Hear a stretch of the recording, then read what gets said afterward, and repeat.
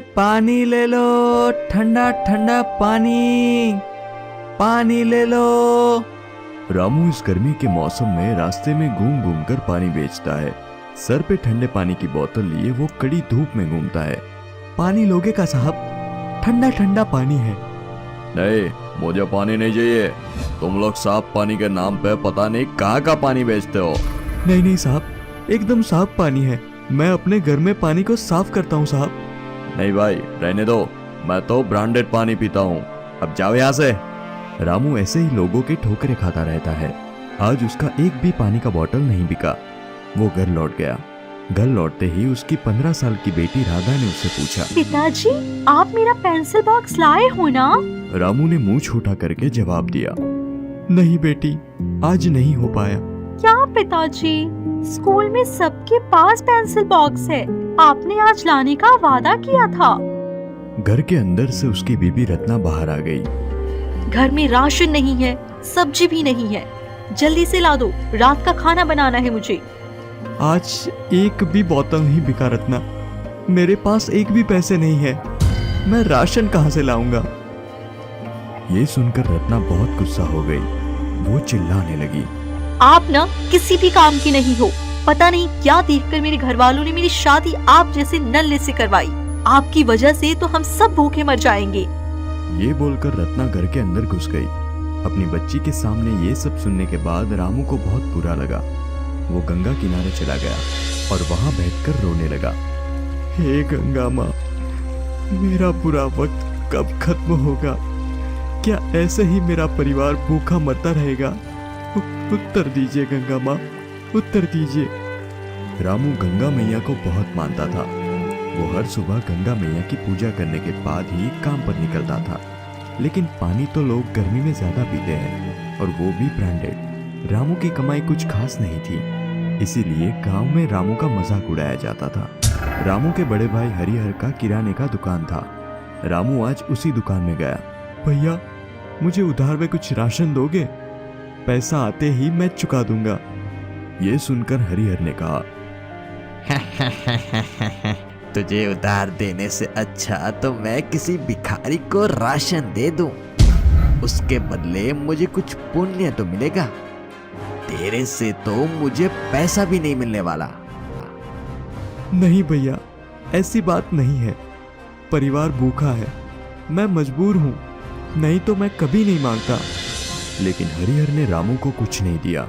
गांव के एक आदमी ने कहा, हालत तो देखो रामू की, उसका भाई इतना अमीर है और वो भिखारी का भिखारी रह गया। लेकिन इसमें रामू की कोई गलती नहीं है। असल में वो बहुत सीधा है और उसका बड़ा भाई हरिहर चालाक है। उनके पिता मरते वक्त ये दुकान दोनों भाइयों के नाम करके गए थे।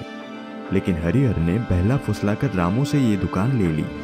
इसीलिए मजबूरी में रामू को पानी बेचने का काम शुरू करना पड़ा। रात को रामू की बीवी रत्ना ने उसको बहुत सुनाया। तुम तो हो ही नल्ले, परिवार का पेट नहीं भर सकते हो तुम मर्द हो या औरत। कल से चूड़ियां पहनकर घर में बैठ जाओ। बाहर से मैं कमा कर लाती हूँ, तब तुम्हें शांति मिलेगी। हर रोज ये सब बात सुन सुनकर रामू बहुत दुखी हो गया। उसकी जिंदगी ऐसे ही चलने लगी। हर रोज सब लोगों से गालियां सुनकर वो गंगा किनारे जाता और वहां बैठ के रोने लगता। ऐसे ही 3-4 साल बीत गए। रामू की बेटी राधा कॉलेज जाने लगी। एक दिन राधा ने रामू से कहा, पिताजी, पढ़ाई के लिए मुझे कंप्यूटर चाहिए। कंप्यूटर बहुत काम की चीज है, मुझे कंप्यूटर दिला दो। कंप्यूटर? लेकिन उसका तो बहुत दाम है बेटा। कंप्यूटर के बिना मेरी पढ़ाई पूरी नहीं होगी पिताजी। कुछ करो पिताजी, कुछ करो। रामू और मुश्किल में पड़ गया। कंप्यूटर खरीदने के लिए वो अपने बड़े भाई से पैसे उधार लेने गया और सब कुछ सुनकर हरिहर को एक आइडिया आया। यही मौका है रामू से वो घर छीनने का। उसे तो मैं रास्ते में लाकर खड़ा कर दूंगा। हरिहर ने रामू से कहा, मैं पैसे देने के लिए तैयार हूँ, लेकिन उसके बदले जमीन मेरे पास गिरवी रख दे। जमीन? ठीक है, इसके बदले कंप्यूटर तो आएगा। रामू ने जमीन गिरवी रख दिया। हरिहर बहुत खुश हुआ क्योंकि उसे पता था कि रामू कभी उसे पैसे नहीं लौटा पाएगा। रामू अब दिन रात पानी बेचने लगा, लेकिन उससे कुछ खास फर्क नहीं पड़ा। घर में कंप्यूटर तो आया, लेकिन रामू पहले ही महीने का किस्त नहीं दे पाया। हरिहर रामू के घर चला आया। अरे ए रामू, पैसे नहीं देगा रे तू मेरा? दे दूंगा ना भैया, बस मुझे थोड़ा समय दे दो। अरे वही तो नहीं है मेरे पास। समय के साथ साथ ब्याज भी तो बढ़ता रहेगा, ये याद रखना। अगर पैसे नहीं लौटा पाया तो मैं तुझे और तेरे परिवार को घर से निकाल दूंगा। ये बोलकर हरिहर चला गया। रामू और भी चिंता में पड़ गया। हे गंगा मैया, मुझे उठा लीजिए, इस जालिम दुनिया से मुझे उठा लीजिए। यहाँ मेरा कुछ नहीं होगा, कुछ नहीं। दुख के चलते रामू गंगा किनारे चला गया और गंगा के पानी में कूद गया। मुझे जिंदा नहीं रहना है, मुझे इस दुनिया में नहीं रहना है। तभी रामू ने देखा कि एक औरत पानी में डूब रही है। बचाओ, बचाओ, कोई तो मुझे बचाओ, बचाओ। अरे बाप रे, वो औरत डूब रही है, मुझे उसकी मदद करनी चाहिए। रामू तैरते हुए तुरंत उस औरत के पास गया और किसी भी तरह उस औरत को बचाकर किनारे पर ले आया। आपका बहुत बहुत धन्यवाद, आपने मेरी जान बचाई।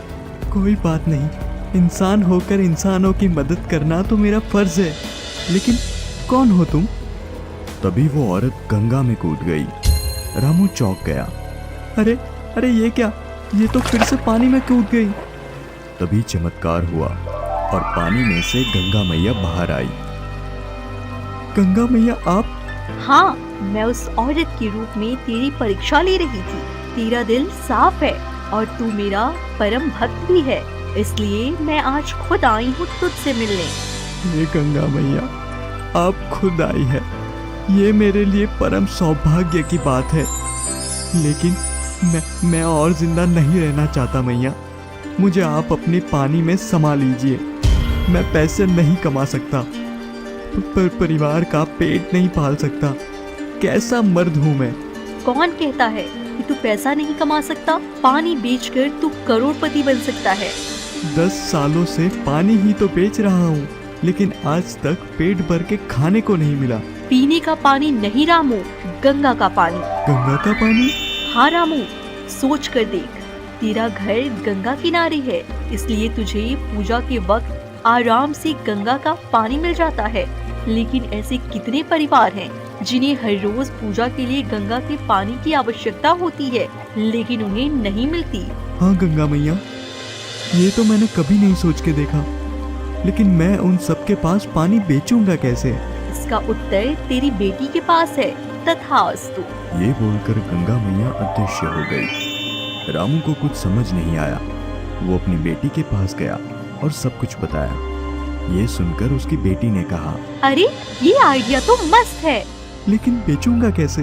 क्यों, ऑनलाइन बेचेंगे। मेरे पास कंप्यूटर है ना, इसके सहारे सब कुछ किया जा सकता है पिताजी। ये देखिए। राधा ने रामू को कंप्यूटर के बारे में सब कुछ बताया। रामू को बहुत अच्छा लगा। उसे अब पता चला कि उसने एक कमाल की चीज को खरीदा है। उसी वक्त रामू बोतल में गंगा का पानी भरने चला गया और 10 बोतलों में पानी भर के कंप्यूटर में इंटरनेट के सहारे ऑनलाइन दुकान भी बना ली और उसी दिन 10 की 10 बोतलें बिक गई। रामू इतना खुश कभी नहीं हुआ था और ऐसे ही वो हर रोज गंगा का पानी बेचने लगा। दूर दूर के लोग गंगा का पानी पाकर बहुत खुश हुए। इसी तरह रामू ने पुण्य भी कमाया और पैसे भी। कुछ ही दिनों में उसने अपनी सारी उधारी चुका दी। हरिहर चौंक गया। इसके पास अचानक से इतने पैसे कहाँ से आ गए? देखना पड़ेगा। हरिहर ने देखा कि रामू गंगा का पानी बेचता है। गंगा का पानी बेच के इतनी कमाई होती है तो फिर मैं भी बेचूंगा। लेकिन हरिहर के मन में पाप था। वो लालची था, इसीलिए पानी लेने के लिए गंगा में उतरते ही वो पानी में बह गया और उसकी मौत हो गई। जिसके बाद वो दुकान भी रामू का हो गया। रामू गांव का सबसे अमीर आदमी बन गया और वो गरीबों की मदद करने लगा। ऐसे ही उसे सब लोगों के आशीर्वाद मिलते रहे और वो खुशी खुशी जीवन बिताता रहा। इसीलिए कहते हैं दोस्तों, पैसों से ज्यादा पुण्य कमाना जरूरी है।